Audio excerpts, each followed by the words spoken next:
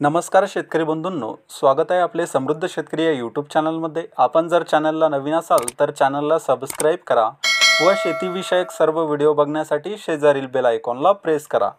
आजचा जो आपला व्हिडिओ आहे तो तूर बाजारासंदर्भात आहे। तुरीच्या भावात थोडी नरमाई आता बघायला मिळत आहे। हे भाव असेच राहतील का? तुरीच्या भावात वाढ केव्हा होईल आणि वाढ होण्याची दाट शक्यता आहे, याविषयी आपण सविस्तर माहिती बघणार आहोत। तर या व्हिडिओ आपण शेवटपर्यंत बघावा। तुरीच्या भावातील तेजी कायम आहे। केंद्र सरकार स्वस्त तुरीच्या आयातीचा प्रयत्न करत आहे, पण भारताची वाढलेली मागणी लक्षात घेता निर्यातदार देश स्वस्तात माल द्यायला तयार नाहीत। त्यामुळे देशात तुरीचे भाव सरासरी 9,000 ते 9,500 रुपयांच्या दरम्यान आहेत। देशातील बाजारातील आवक दिवसेंदिवस तुरीची कमी होताना बघायला मिळत आहे। आयातही घटलेली दिसते।